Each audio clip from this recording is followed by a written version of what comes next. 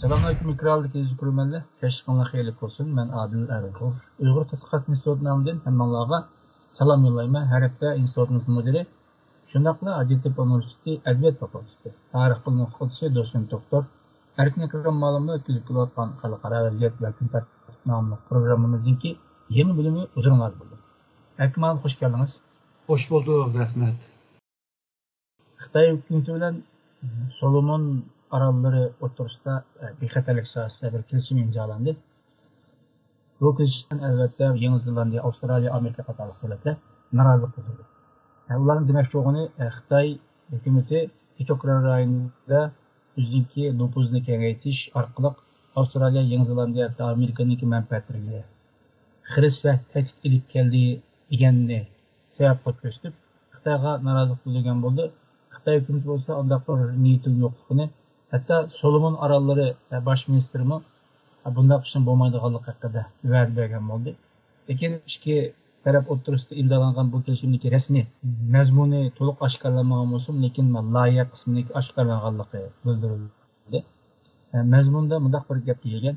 Xitoy hukumati Solomon orollariniki portlarini ishlatib turganligiga, shundaqla u yerda bir harbiy baza quradiganligiga doir bir xabarlar chiqmoqda. Albatta bu Amerika, Yangi Zelandiya va Avstraliyani endişeге salmoqda. Chunki Xitoy Solomon tarafda harbiy baza qursa, Avstraliya, Yangi Zelandiya o'rtasidagi bu musofa 2000 kilometrgacha yaqinlashar ekan. Albatta bu ahvol bu taraflarni endişeге solgan. Biz bugungi programmamizda buningdan sirt nima uchun Xitoy bunday qildi? Amerika, Avstraliya nima ish qilganiga norozilik bildirdi deganni muzokara qilgandan sirt Xitoy muayyan tashqi ishlar ministri Rossiya bilan bo'lgan strategik hamkorlik munosabatini aniq qilishda olmoqchiligini, Rossiyani to'liq qo'llaydiganligini, dunyoda vaziyat qanday bo'lishini qat'iy nazar Rossiya bilan bir safda turadiganligini jakarladi. Bu albatta xalqaroniki qiziq nuqtadan biriga aylandi. Biz bugungi programmamizda Xitoy nima uchun bunday qildi degan temaga javob chiqarishimiz. Oldin Erkin ma'lum, Xitoy nima uchun Solomon orollari bilan işte bir to'xtamlarni tuzishga yoki kelishimlarni tuzishga ehtiyoj chiqib qoldi. Birincisi bu Xitoy 2013'ten beri bir deniz İpek yolu stratejisini o'tirib qo'ygan.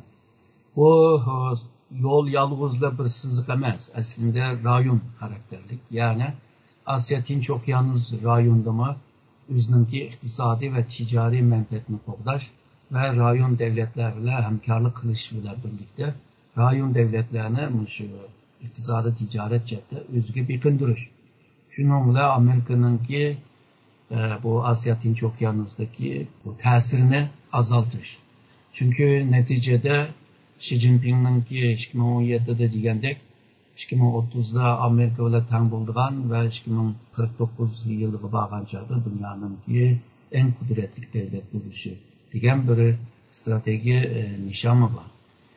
Bu nishonga bog'lab turadigan vaqtida, ya'ni bu Asya Tinch Okyanus ya da Xitoy dengizi bilan yaqin bo'lgan sohalarda Amerikaning kuchini jiroqlashtirish va Amerikaninki bu ittifoqdosh davlatlar, masalan Yaponiya, Avstraliyaninki ularninki ta'sir kuchini yoki ularning birleşme ta'sir kuchini azaltish.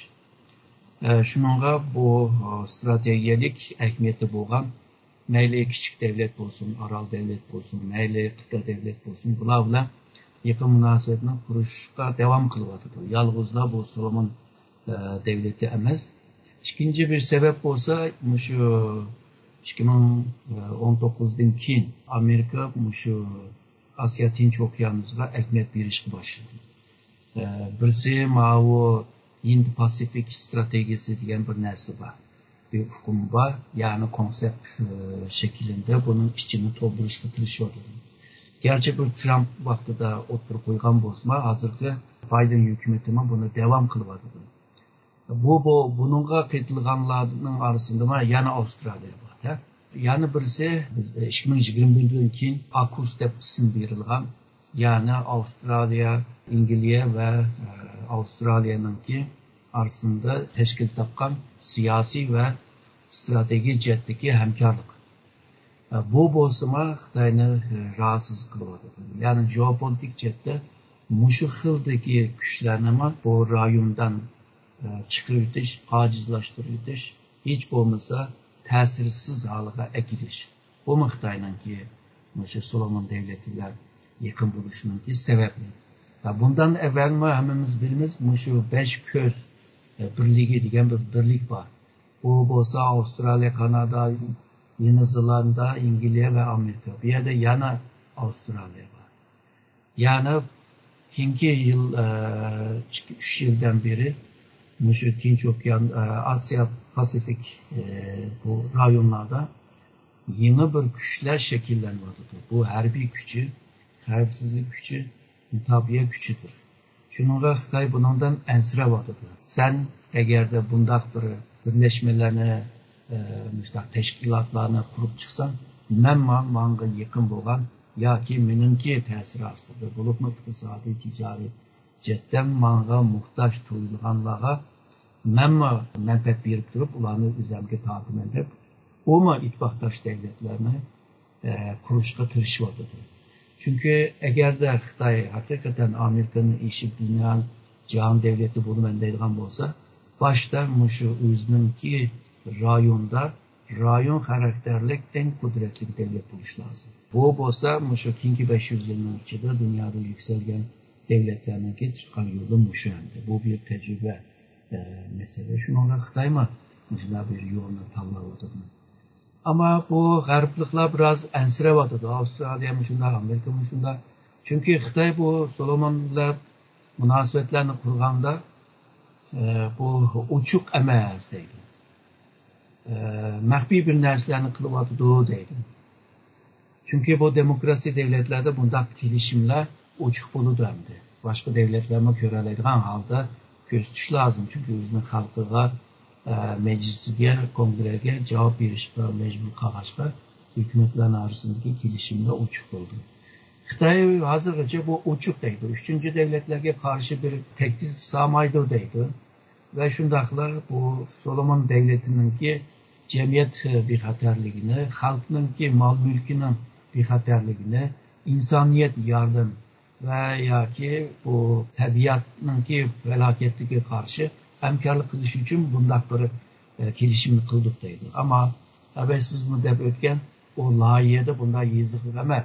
Xitay bir yerge kurallık sakçı evderleydiğanlarını, harbi adımlarını evderleydiğen ve kalan şu kanuni işlerini icra kıldığan adamlarını mı evet gibi bulduğanlarını yazıklıktı. Yani Xitay bu rayonga, yani bu devletke, Solomon devletike harbi mi evdeleydi deydi. Bunun yine de Xitay'nınki uruş kimilerimi bu yerge kilip demiriş yaki remotlaş ve aksep lazımını kılalaydıgan bir halıga ekipti. Buna üşürün kıgaşka bu gariplikler ensir aldı. İkinci sebep ben diyende Xitay özününki ittifaktaş devletlerini şekillendirip bularga, rahatlıklarga karşı çıkmadı. Şununla bu yerde devlet küçük bolgan bile Solomon devleti. Ama bu yerninki ornu moyun boğaşka bu kıtınki Xitay'ınki Solomon devletiyle bolgan bu kilişimi çoğun devletlerninki menfaatligime çekinmadıdır. Bu aslında yalnızla Avustralya emez. Hindistan ve Japonya mı bununla karda biraz ensirleşindi var. Yani jığıp gelgen çağda o rayonunki çoğun devletleri Xitay'ınki bu kılmışlıklardan biraz ensiravadıdır. Belki kelgüsünde bu hıl ensirleşler tekimi köpüyüş mümkün. Solomon devletime özününki siyasi bu tampoluklarını kuruşma kıyım kılış mümkün. Çünkü biz hemimiz bilimiz bir devletke halkıradın kelgen hıl güçler kol saldığanlı olsa bu devletinin tinçliğini qoğdap biliş kıyımdır. Siz yukarıda bu Xitay'nınki nima uchun Solomon bilan bexatarlik kelishim imzolaganligini deb o'tsangiz, shundoqla Yevropa, G'arb davlatlarininki nima uchun buni da ensir orqali tashkil tushuntirib berdingiz. Mujavval qarta G'arb davlatlari, bu Amerika, Avstraliya, yana boshqa bir tadbirlarni olish mumkinmi? Bence bunda imkanlar ihtimal var deb o'ylayman. Muşu 5. ayının 5'inde Amerika'nın ki muşu Indo-Pasifik meselesiga mesul bo'lgan Kurt Campbell'ni muşu Solomon devletini ziyaret qilmoqchi. Ve muşu Avustralya devletimi yana eşege adam evitip ular bilan sözleşmekçi o devletini. Gerçi kilişimni red kılamız ama yani qaytib Xitoyga qaytib beramiz ama bence bu başka devletler bununla bu meselege aralışıdı, bu devletinki iç işleri aralışıdı. Amerika o Solomon devletinde elçiliğini kurmak cendi. Başka çoğun devletler bence ebekli sanat gelgen devletler bir o küçük devlet gibi elçiliklerini kurup eşede yüzündeki siyasi ve havsizlik cetteki tesirini çiklep güçlendirdiği de oylayım. Unda Solomon devleti bu Xitoyla kelishim imzolashlik çoğun devletlerin dikkatini tartib qo'ydigan da. Şu aslında bu Solomon devleti biraz cemiyet karakterlik cetteki meseleler bekçi. Yani uruş cidal cık bir yer bu. Siyasi cettime uruş cidaller cık, cemiyet cettime aşina cık. Bula burun Tayvan'ı tonattı. Tayvan bile diplomasi münasebeti vardı. 2019'da ondan ki Tayvan'da taşlap koyup Xitayga bekildi. Çünkü Xitay olağa çıkarak meblağ salalaydıgan bunu. İgeçke hem de Solomon'dan çıkarak mal alalaydıgan bunu. Misalga hazır Xitay Solomon devletinin ki bu rakamga qaraydigan bolsak, iki tarafındaki ticari summa şu 700 milyon dolardan çıkarak. Bununki 600 milyondan çıkarak şu Solomon tepatıdır. Ondan başka Xitay ile oldu. Demek ki Xitay senin malını setip alımen degen yolu bile aslında pulu bile bu devletini setip algan oldu.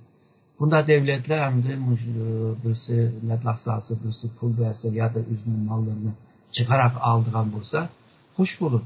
Şununla Xitay alımen degenden kim bununla işte Kıpırayı da oylagan boz gerek ama Amerika'nın, Avustralya'nın, Kanada'nın, hemen degen Hindistan ve Japonya'nın bu meseleye bunda kızışını oyladı mı, oylamadı mı bilmeyim.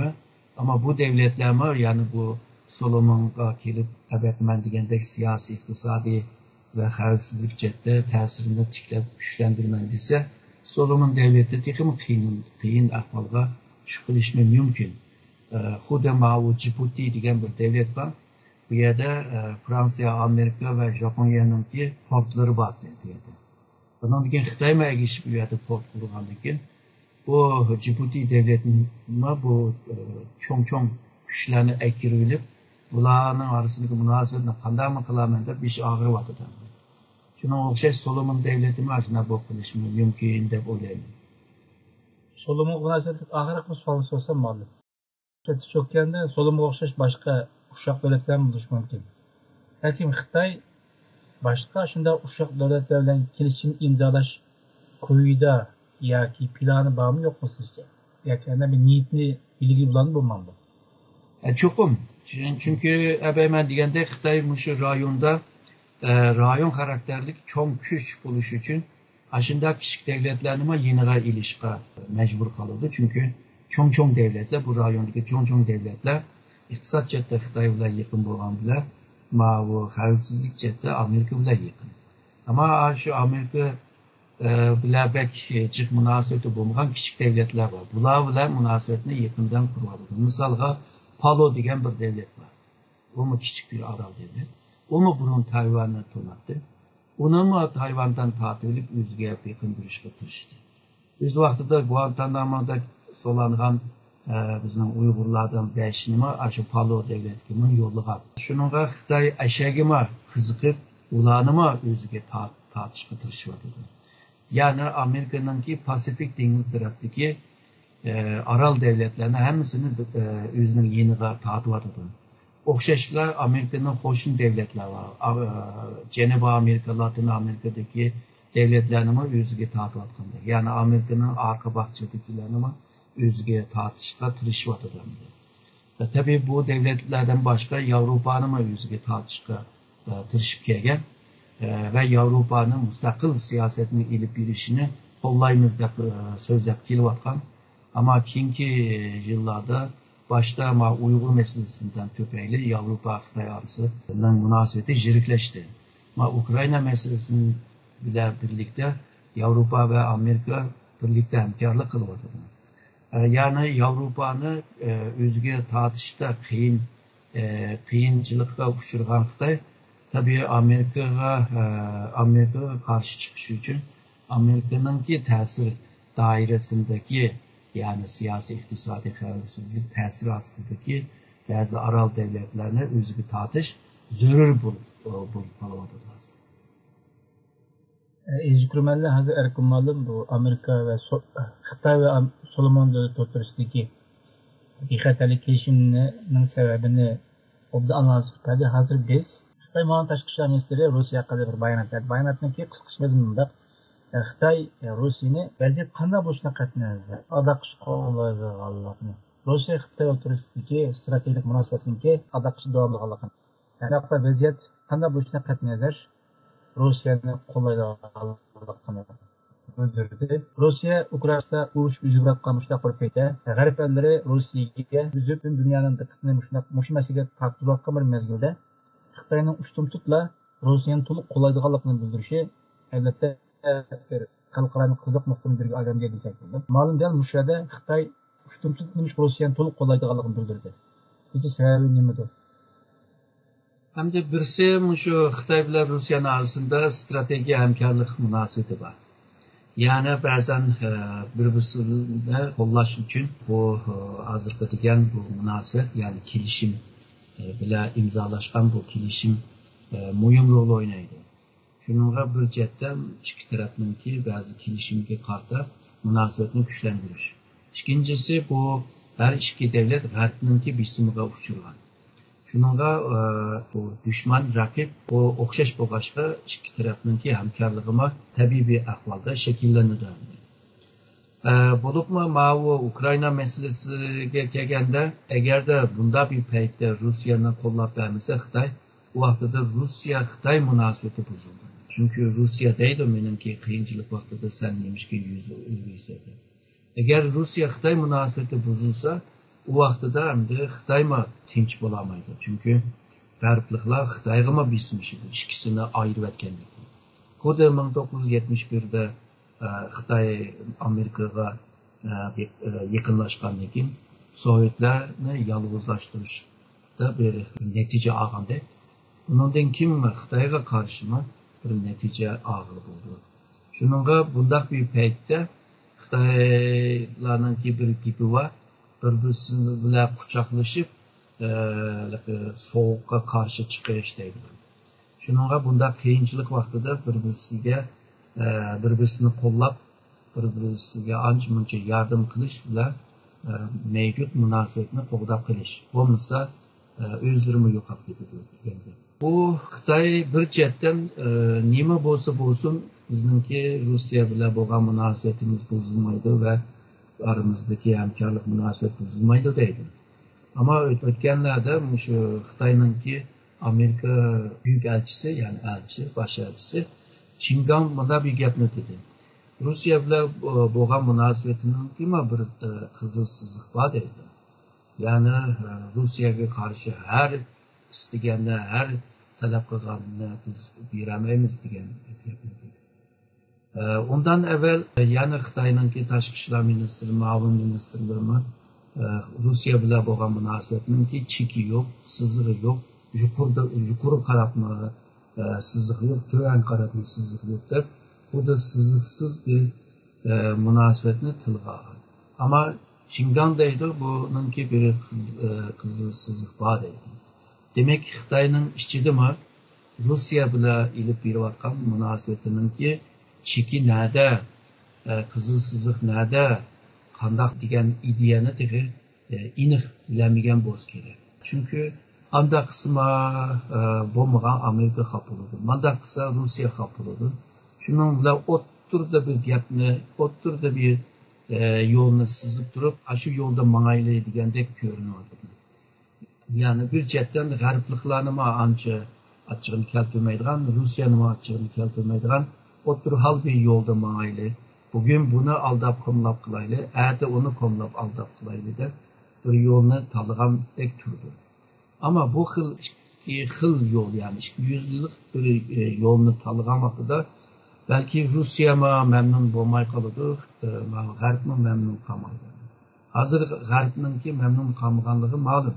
Uch qashqa devotidir. Ya Rossiyani qo'llar, ya da bizni qo'lladi. Xitoyni majburlayotdi. Xitoy bir yo'lning tanlashini mecburlavadı. Ama Xitoy hamda tarixdan beri bunda bu ikki xillik bir siyosetni yaxshi ilib boralaydi. Xitoy burundimi shunda. Shunga Xitoyda maqal tamsildan bog'u mo'llangan qildi. Bu Tang sulolasininki bir vezir bor ekan. Bir ishni so'rab kelsa yoki falokat bo'ldi deb xabar yetkazsa, qanday qilamiz desa, ondan keyin shu o'tlagan o'rindiqni tutib, bu yoqqa silab, bu yoqqa silab, bu yoqqa silab, bu yoqqa silab, shu uchuq gapni demaydiganda bu vezir.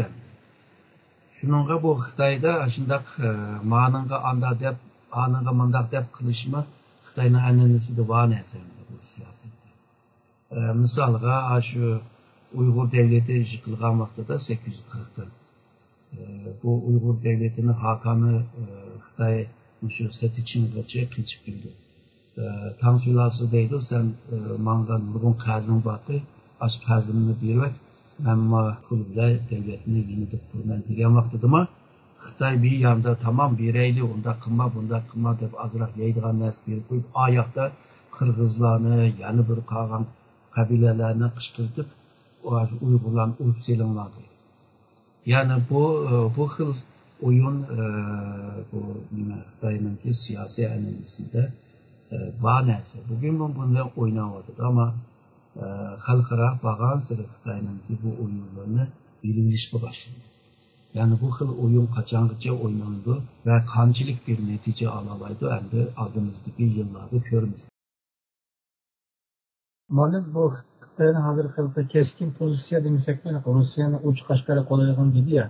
Belki shu Xitoyning hozirgi pozitsiyasidan G'arb ellari bizni qanday qilib inkos qaytarish mumkin? Agarda shu dalil isbotni topa olsa, shu Yevropa va Amerika, u vaqtida Xitoyga qarshi ba'zi embargolarni yuritish mumkin. Fakat bu Rossiyaga ilib borgan embargoga o'xshamaydi. Chunki Xitoyninki ma'vu Yevropa birligi bo'lsin, Amerika bilan bo'lgan iqtisodiy munosabat qo'yiq. Misolga bu Xitoyning Amerika bilan ilib borgan tijoriyatinki umumiy summa 600 milyardan ko'p, 600 milyar dollardan ko'p. Yevropa bilan ilib borgan tijoriy summa 700 milyardan ko'p.